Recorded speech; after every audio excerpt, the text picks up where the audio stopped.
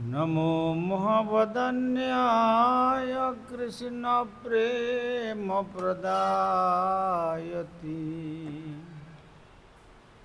कृष्णाय कृष्णचैतन्य नाम्ने गौरतिसे अंगस्य मलिमच्छटाभिरवितमन्दीकृत्यन्दीवरम् जड्डञ्जागुडरुचिषं विदधतं पट्टं वरस्य श्रिया बृन्दारण्यविलासीनं मृदिलसद्दमाभिदामोदरं श्रीराधास्कन्दनिवेशितज्जलभुजं हेम श्रीराधादामोदरम्।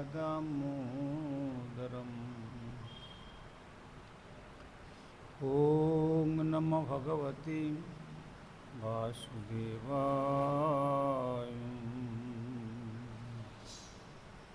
श्रुतिछन्दोगक्ख वदति परमं ब्रह्मपूरकं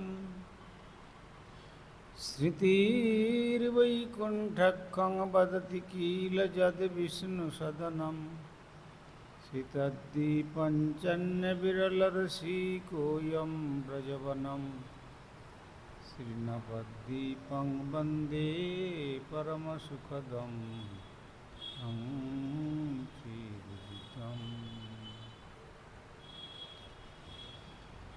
श्रीमायापुरं वन्दे परमसुखदं तं चिरदितं।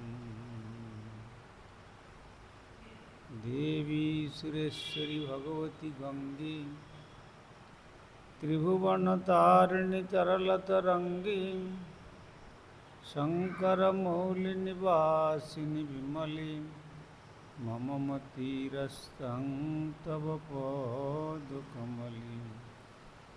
भक्त्या विहीनयपराधलक्ष्यै क्षिप्तस्य कामादितरङ्गमध्ये कृपामयी त्वां शरणं प्रपन्यां वन्दे नमस्ते श्रीचरणारविन्दम्।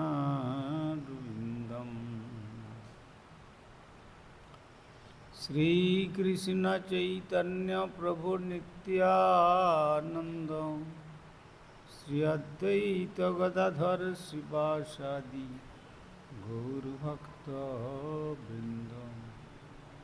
हरे कृष्णा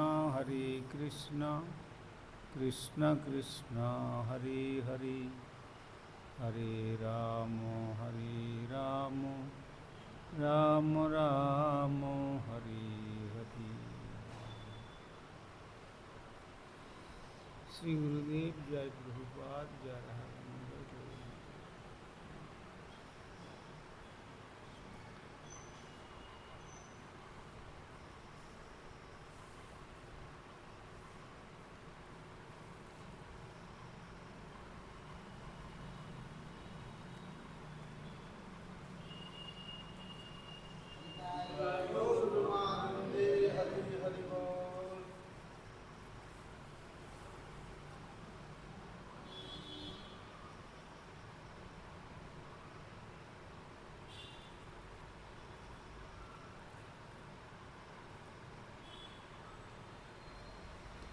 আমরা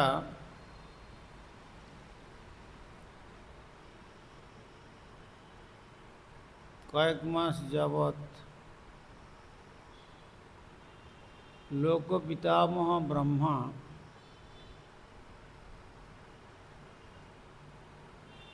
শ্রীমদ্ ভাগবতের দশম স্কন্ধের চতুর্দশ অধ্যায়ে 40 সংখ্যক শ্লোক পর্যন্ত শ্রী ভগবান ব্রজেন্দ্রনন্দন শ্রীকৃষ্ণের বন্দনা করে শেষে অনুমতি প্রার্থনা করলেন যে হে ভগবান, আপনি আমাকে অনুমতি প্রদান করুন, আমার শত অপরাধ আপনি নিজ গুণে মার্জনা করে আমাকে আমার লোকে ফিরে যেতে দেন। এই প্রার্থনা জানালেন। তখন শ্রী সুখদেব গোস্বামীপাদ মহারাজ পরীক্ষিতকে বললেন, ইত্যাভুষ্টুয় ভুমানং ত্রিপরিক্রমোপাদয়ো নত্যাভীষ্টং জগদ্ধাতা স্বধাম প্রত্যপদ্যত। শ্রী সুখদেব গোস্বামীচরণ তারপরে বলছেন যে এভাবেই তাঁর স্তুতি নিবেদন করে ব্রহ্মা তার পরমারাধ্য অনন্ত পরমেশ্বর ভগবানকে 3 বার প্রদক্ষিণ করলেন এবং নতজানু হয়ে তাঁর পাদপদ্মে প্রণাম নিবেদন করলেন। ব্রহ্মাণ্ডের পদে নিয়োজিত সৃষ্টিকর্তা তারপর তার নিজ ধামে ফিরে গেল। এখানে যে লোকপিতামহ ব্রহ্মা, তিনি ভগবানের নাভিকমল থেকে জন্মগ্রহণ করেও এখানে এত বেদের প্রবক্তা, এত বড় বড় স্তব করলেন, কিন্তু শ্রীকৃষ্ণ ত্রিভঙ্গ ভঙ্গিম ঠামে দাঁড়িয়ে বংশীটিকে ধারণ করে কেবল শ্রবণ করলেন, একটা কোনো কথার উত্তর দিলেন না। কেননা সেখানে দেখছেন যে ব্রহ্মা যে কার্য করেছে, আমার সখাদেরকে, আমার গোবৎসদেরকে, আমার লীলাসঙ্গী যারা, তাদের সকলকে আমার থেকে দূরে সরিয়ে দিয়েছে।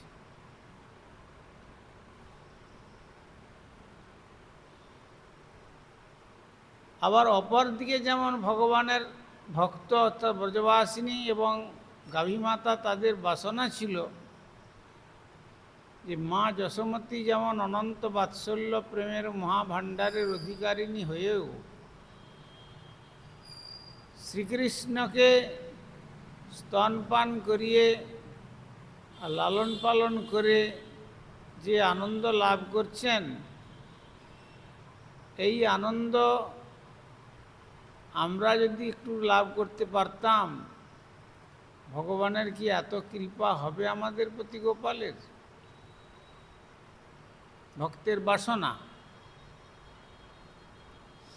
আবার যখন গাভীমাতা যখন দেখতেন যে কৃষ্ণকে, তখন তারা তাদের বৎস অপেক্ষা তারা মনে করতেন যে আমাদের বৎস তো দুগ্ধ পান করছেই, কিন্তু যদি শ্রীকৃষ্ণ আমাদের দুগ্ধ পান করতেন, এই বলে গাভী মাতাগুলোও মনে মনে এই প্রার্থনা করেছিল। সুতরাং ভক্ত যে প্রার্থনা করেন, ভগবান ভক্তের মনোবাসনা পূর্ণ করেন। তাই পক্ষান্তরে তিনি সমস্ত গোবৎসের রূপ ধারণ করেছিলেন, আবার গোপবালকের রূপ ধারণ করেছিলেন। তো একদিক থেকে যেমন ভক্তের মনোবাসনা পূর্ণ হলো,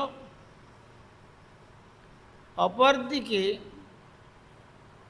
এইটা হচ্ছে ব্যতিরেক মুখে, আর অন্যয় মুখে কি হলো না, তিনি যে লীলা করে চলেছিলেন গোবৎস এবং গোপবালকদের নিয়ে, তাদের থেকে যে বিচ্ছিন্ন করে দিলেন, সেই জন্য তিনি এত ক্ষমা প্রার্থনা করা সত্ত্বেও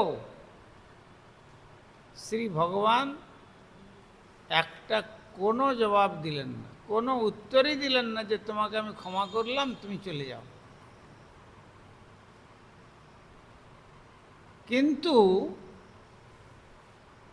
যখন এর পরে আমরা দেখব যে ইন্দ্রজাগ উপলক্ষে যখন গোবর্ধন পূজার আয়োজন করলেন, ভগবত নির্দেশে ইন্দ্রের আরাধনা বন্ধ করে দিয়ে যখন গোবর্ধনের পুজো আরম্ভ করলেন, ভগবান নিজে গিরিরাজ গোবর্ধনের রূপ ধারণ করে তিনি সমস্ত ভোজন করলেন।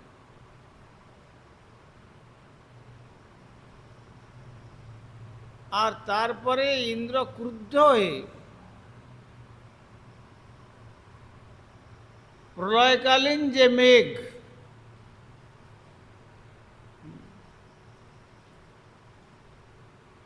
সম্বর্তক, সম্বর্তক মেঘকে বললেন যে যাও, একবারে নন্দবাবার ছেলের এত বড় স্পর্ধা যে যা দীর্ঘদিন থেকে আমার সেবা চলে আসছে আর আমার পুজো বন্ধ করে দিল।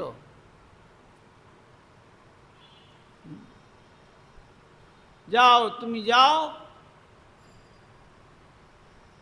আর মেঘকে বললেন যত পারো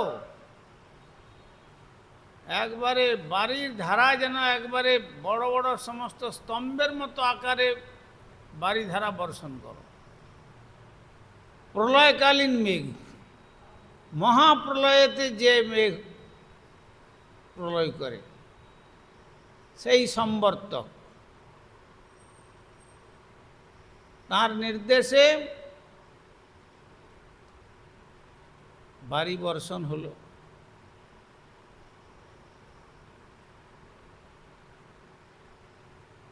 আর যেমন বাড়ি বর্ষণ হলো, তেমনি আবার পবনের 49 যে ভ্রাতা, তাদেরকে বললেন যে দেখো, মহাপ্রলয়ে যেমন সমস্ত কিছু একবারে ধূলিসাৎ হয়ে যায়, তোমরা যাও 49 জন, তোমাদের যত শক্তি আছে সমস্ত শক্তি প্রয়োগ করে বৃন্দাবনের অস্তিত্বটাই মিটিয়ে দাও। দেখি কেমন নন্দবাবার ছেলের এত বড় স্পর্ধা যে আমার পুজো বন্ধ করে দেবে। তারপরে যখন মেঘের সমস্ত জল শেষ হয়ে গেল আর এই 49 পবন তারা তাদের সমস্ত শক্তি প্রয়োগ করে ফিরে গেল, তখন ইন্দ্র তখন তার অনুচরদের বলছেন, দেখো এবার বৃন্দাবনের কি অস্তিত্বটা আছে দেখো। আমার যা মনের আকাঙ্ক্ষা, সেই আকাঙ্ক্ষা অনুসারে বৃন্দাবনের অস্তিত্ব শেষ হয়ে গেল কি না একটু দেখে এসো। যখন ইন্দ্র তার মন্ত্রীদের পাঠালেন, তারা দেখলেন কি, তারা দেখলেন যে গিরিরাজ গোবর্ধনের তলায় শ্রীকৃষ্ণ বাম হাতের কনিষ্ঠ আঙ্গুলির দ্বারা গিরিরাজ গোবর্ধনকে ধারণ করেছেন, আর সমস্ত ব্রজবাসী গোপ গোপী গাভী ব্রজের যা কিছু সম্পদ সব অতি সুন্দরভাবে সংরক্ষিত হয়েছে, আর পরমানন্দে সমস্ত ব্রজবাসী ও গোপালের গুণমহিমা কীর্তন করছে।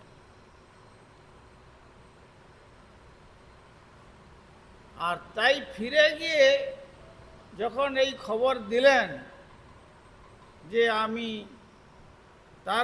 তার মাঝখানে ইন্দ্র মুহুর্মুহু বজ্রপাত করেছেন গোবর্ধনের উপরে, কিন্তু ফিরে গিয়ে যখন তার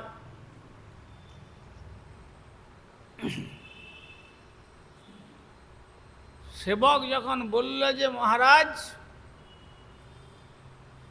বৃন্দাবনের একটা পিপিলিকাও মৃত্যুবরণ করেনি, আর ওদিকে কিন্তু পরমানন্দে তারা সকলে গোপালের গুণমহিমা কীর্তন করছে, আপনার নাম একবারে মুছে গেছে।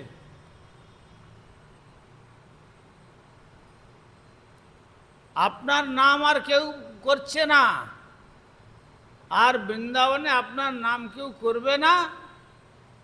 এবার গোপালের যা মহিমা প্রকাশ হয়ে গেছে। তখন ইন্দ্র এসেছিলেন তাকে ভগবানের কাছে ক্ষমা প্রার্থনা করতে। সঙ্গে এনেছিলেন সেই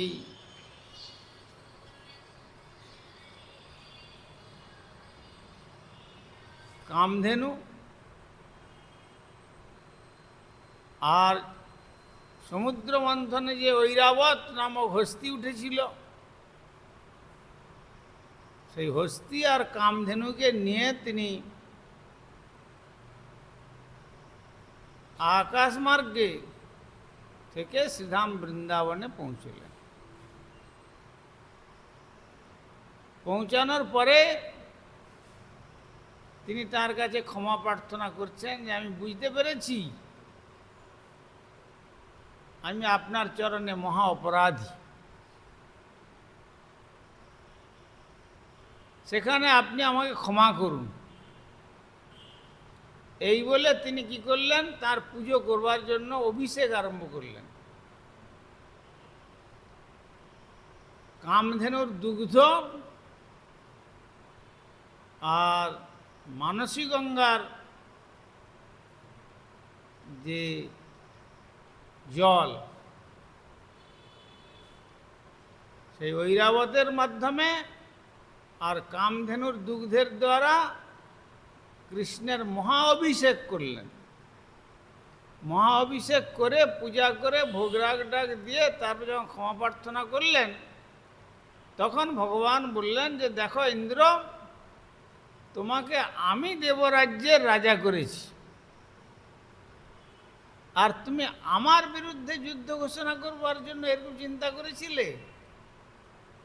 যাও নিজ নিজ অধিকারের থেকে কার্য করো, এর থেকে যদি অধিকারচ্যুত কার্য করো তাহলে তোমার ইন্দ্রপদটাও আর থাকবে না। সেখানে ইন্দ্রের প্রতি এই উক্তি দিয়েছেন, কিন্তু ব্রহ্মার প্রতি এই যে এতগুলি স্তব করলেন, কত বড় বড় স্তব, নৌমিড্যতে অব্রবপুষে তড়িদম্বরায় গুঞ্জাবতংস পরিপিচ্ছল সন্মুখায় বন্যস্রজে কবলবেত্র বিষাণ বেণু লক্ষ্যস্যে মৃদুপদে পশুপঙ্গজায় জ্ঞানে প্রয়াস মুদপস্য নমন্ত এব জীবন্তি সন্মুখরিতাং ভবদীয় বর্তাম স্থানে স্থিতা শ্রুতিয়তাং তনুবাং মনোবিজে পরশ জিত পশিতস্ত্রিলোক্যাম অথাপি দেবপদাম্বুজদ্য প্রসাদ লিসানু জানাতি ইত্যাদি ইত্যাদি রূপে বিরাট বিরাট স্তব। এই 40 সংখ্যা পর্যন্ত এতগুলো স্তব করা সত্ত্বেও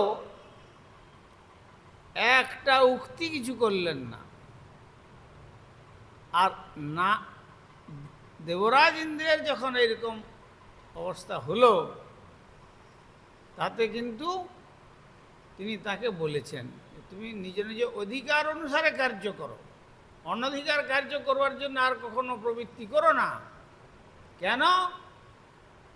সেখানে চক্রবর্তীপাদ বলছেন যে এখানে ভগবানের সেবককে ভগবানের থেকে দূরে সরিয়ে নিয়েছেন, আর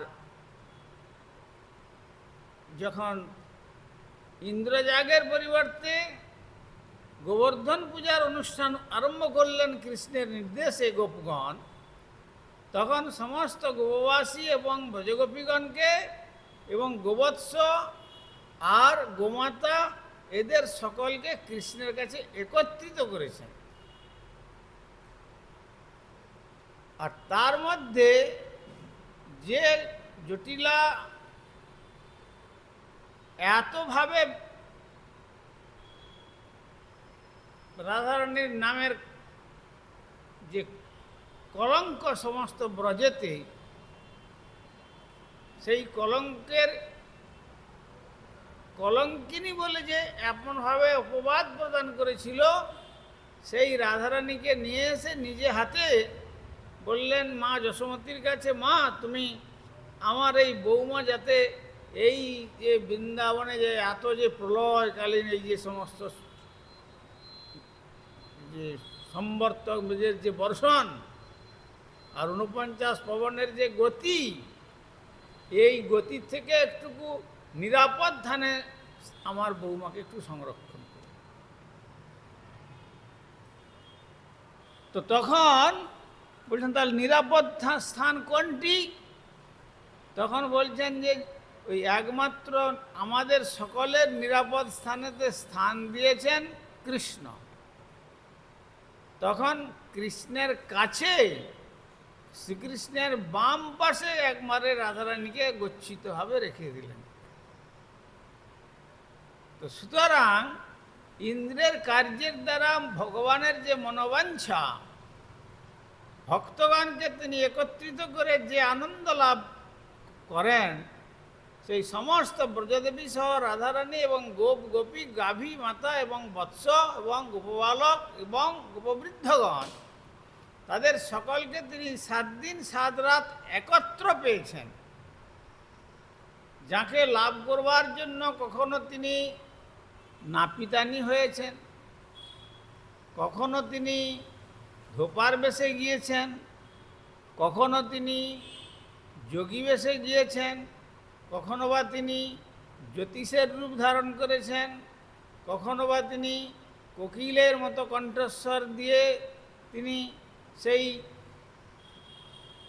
বৃন্দাবনে তার লীলা পুষ্টির জন্য বংশীবাদন করছেন, ইত্যাদি ইত্যাদি। কখনো বা ময়ূর সেজে নৃত্য করছেন, কখনো বা শ্যামা সখী সেজে তিনি আনন্দদান করছেন।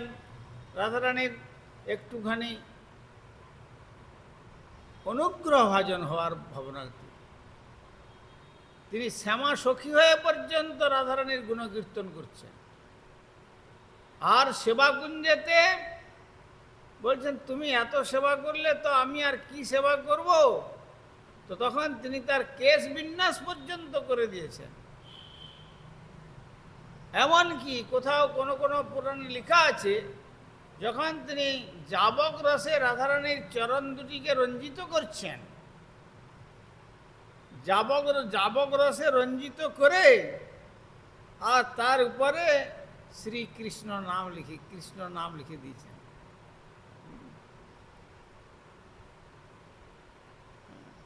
যাতে করে যদি কখনো কৃষ্ণ বিরহ হয়, তখন তারা কি করে, কোনো দুঃখের সময় তারা পায়ের বৃদ্ধাঙ্গুলি দিয়ে তারা মৃত্তিকাকে রেখা অঙ্কন করে।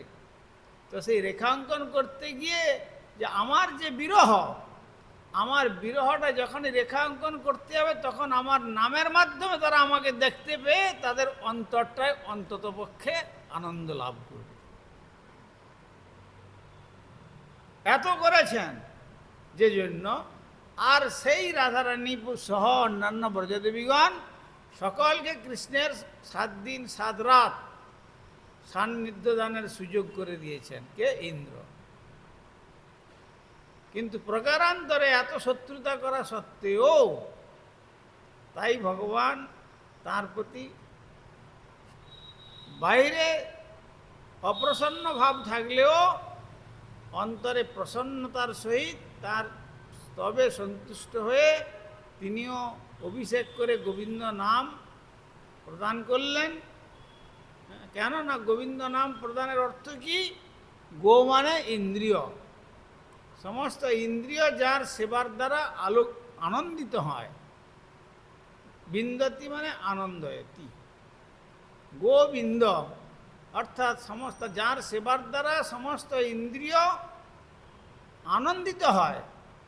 সেই জন্য তার সেবা করে ইন্দ্রের যে অনুভব, তিনি গোবিন্দ নাম রাখলেন ওখানে।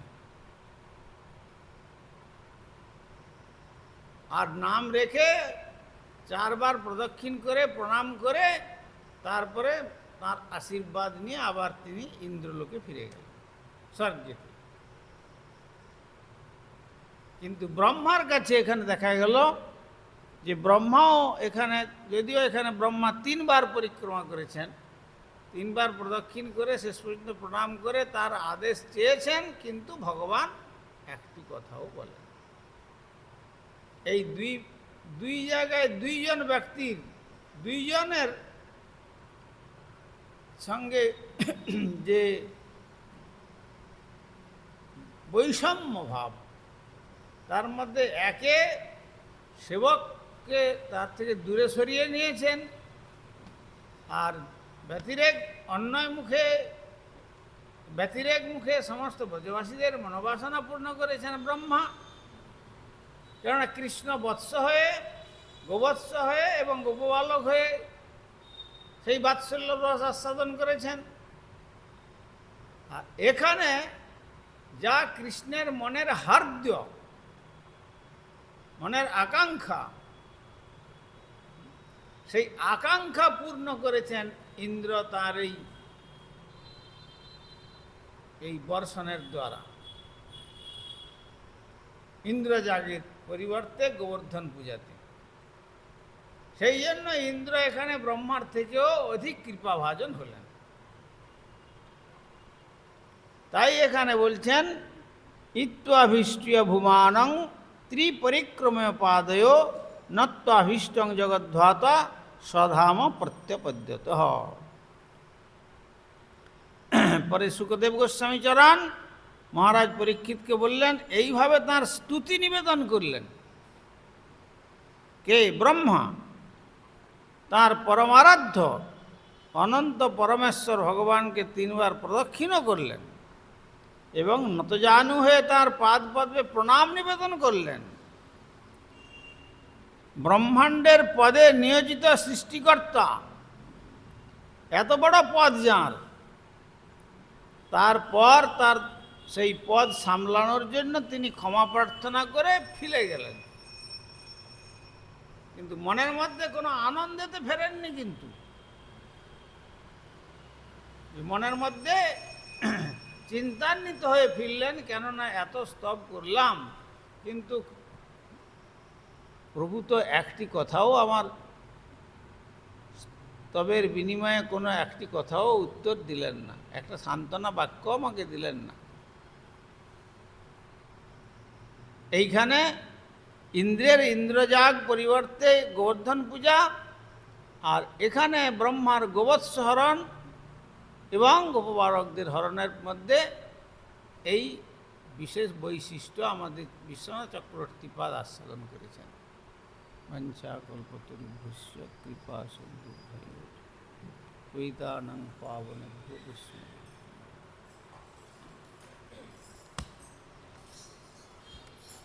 হরিহরয়ে নম কৃষ্ণ যাদবায় নম,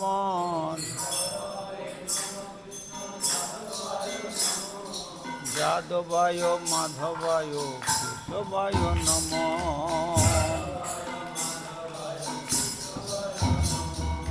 গোপাল গোবিন্দ রাম শ্রী মধুসূদন, গোপাল গোবিন্দ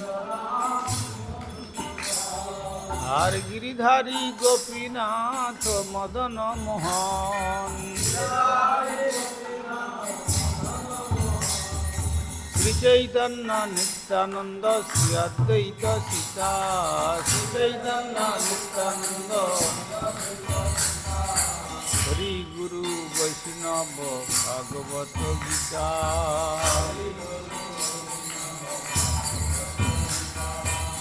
শ্রীরূপ সনাতন ভট্ট রঘুনাথ,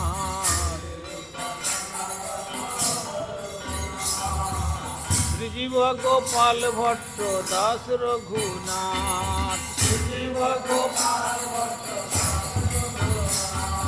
সেই 6 গোসাইর করি চরণ বন্দন।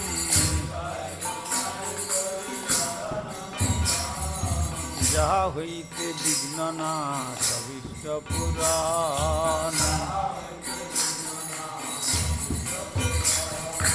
এই ছয় গোসাই যার মুই তার দাস, এই ছয় কাশবার পদরেণু মোর পঞ্চগ্রাস। তাদের চরণ সেবী ভক্ত সনে বাস, আর জনমে জনমে হয় এই অভিলাষ। জনমে সেই ছয় গোসাই যবে ব্রজ কইলা বাস, যে রাধা কৃষ্ণ নিত্য লীলা করিলা প্রকাশ। মনের আনন্দে বল হরি ভজ বৃন্দাবন, আনন্দে আর শ্রী গুরু বৈষ্ণব পদে মজাইয়া মন।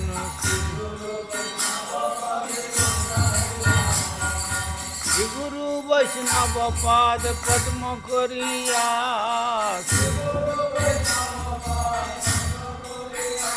হরি নাম সংকীর্তন কহে নরোত্তম দাস। হরে কৃষ্ণ কৃষ্ণ কৃষ্ণ হরে হরে, হরে রাম রাম রাম হরে হরে হরে।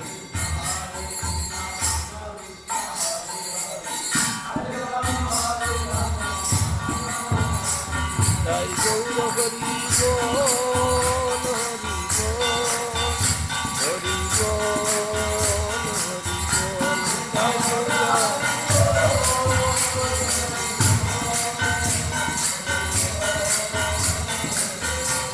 জয় গৌর হরি বল, হরি বল, হরি বল, হরি বল।